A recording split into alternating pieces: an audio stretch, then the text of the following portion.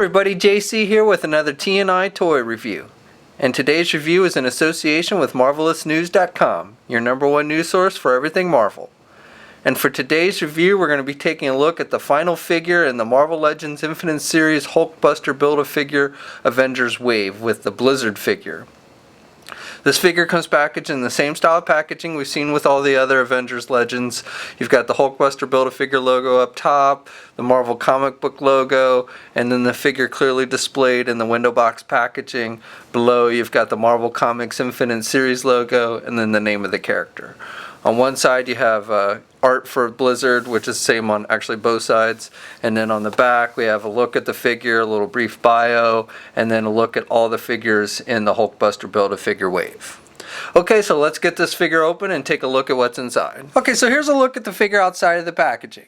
So first of all, the figure comes with the final pieces we need to complete the Hulkbuster Build-A-Figure. It comes with the upper torso, which is actually split into two different parts, and you just clip it together. So now that we have all of the parts for the Hulkbuster, we'll be looking at that figure. We'll assemble them all and look at the figure tomorrow in a review. So stay tuned for that. So the Blizzard figure itself once again incorporates that Bucky Cap mold. It is basically just a repaint of the Marvel Now Cyclops figure. Same hands, same feet, same body. Only difference is the head, and Cyclops has the belt on. But otherwise it's basically just a repaint of that figure. So paint applications on the figure I think are, they're not too bad.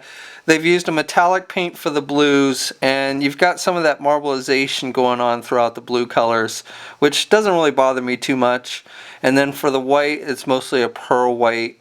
Now there are a few areas like up here on his shoulder joints where you can see some blue coming through, and then even a little bit on the top of his head here, at least on my figure, you can see a little bit of blue coming through the white. But otherwise, for the most part, I think the figure looks good, and the paint applications are pretty decent.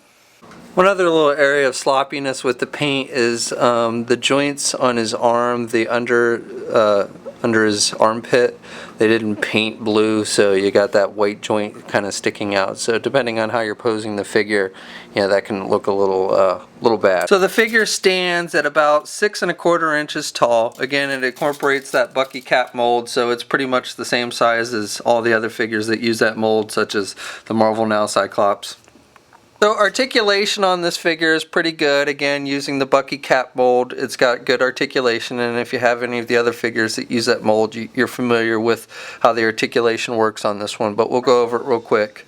So the head is on a ball hinge joint, so he can look left and right, no problem, and he's got good up and down movement.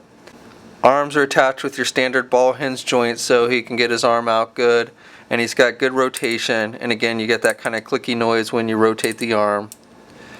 He's got the bicep swivel. He's got the double jointed elbows, so he can bend his elbow good. And then he's got the swivel wrists, so he's got up and down movement, good up and down movement with the hands. He's got the ab crunch joint, so he can look down and he can look up. He's got the rotation at the waist. Ball joints for the legs, so he can do the splits about that much. He can get his leg forward good and back about that much. He's got the thigh swivel, a little tight on mine, but he's got that thigh swivel. Double jointed knees. He's got the swivel at the boot cuff, and then he's got the ankle pivot. 2 peg holes on the bottom of his feet. Okay, so that's my view. Overall, I like the figure. I think it's a decent looking figure, good articulation. Again, using that Bucky Cap mold, you know what to expect from it. I always like to see villains like this get made. This figure makes a nice addition to the Iron Man Rogues gallery. My only complaint with the figure is that we didn't get any kind of freeze accessory to go along with it. As it is, the figure's kind of plain. There's not much you can do with it. So it would have really been nice if they had included at least one kind of freeze effect. Other than that, though, again, I think this is a pretty nice figure.